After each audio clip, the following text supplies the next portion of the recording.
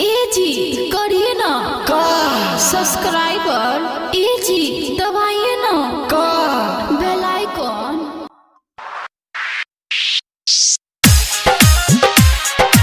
अभी आप सुन रहे हैं जय माँ काली रिकॉर्डिंग स्टूडियो फुलपरास चौक से।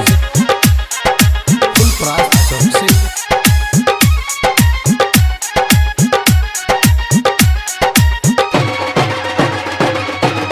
छोही रख गे लागे हमारा भुला क अपना तो खुश छही हमारा रुला क अब कद कही तू कोना जिए छिए गे अब कद कही तू कोना जिए छिए गाजा भर का सिगरेट माँ पिए छिए गाजा भर का सिगरेट माँ पिए छिए छोही रख गेलही गे हमारा भुला क अपना तो खुश छही हमारा रुला क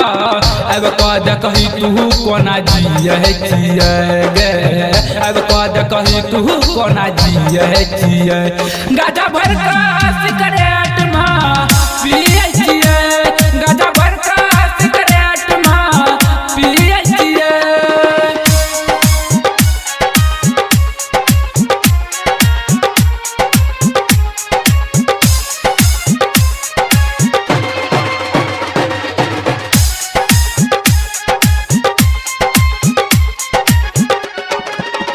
कटने दिन तोरा बिन हमारा नहीं रात कटे छो तोरा के साथ कल सब बात हमरा याद आवे छो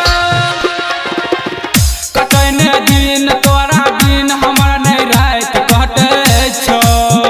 कल सब बात तोरा साथ हमरा याद आवे छो आई बते हम मौका छोड़ी छोड़ देला साथ गे आई बते हम मौका छोड़ी छोड़ देला साथ गे फाटल करे जा हम सिए छिए फाटल करे जा हम सिए छिए गाजा भर का सिगरेट माँ पिए छिए गाजा भर का सिगरेट माँ पिए छिए।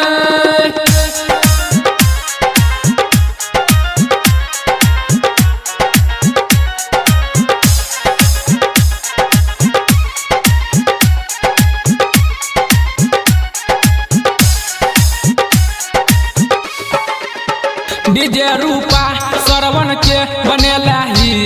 तगे जी न पैतो तोरा बिन छौरी सन तोस गे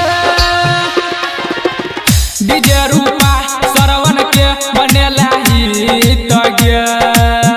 जी न पैतो तोरा बिन छौरी सन तोस गे डीजे जना देशवर के भेलई वीरान गे निरमलिया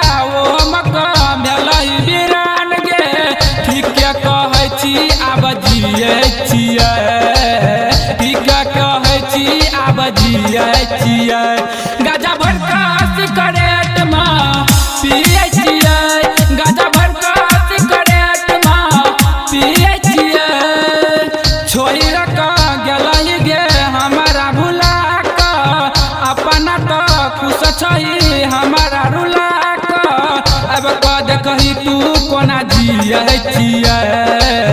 अब कद कही तू कोना जिए छिए गाजा भर का सिगरेट माँ पिए छिए गाजा भर का सिगरेट माँ पिए छिए। जय माँ काली रिकॉर्डिंग स्टूडियो फुलपरास चौक से। 91 13 90 67 65।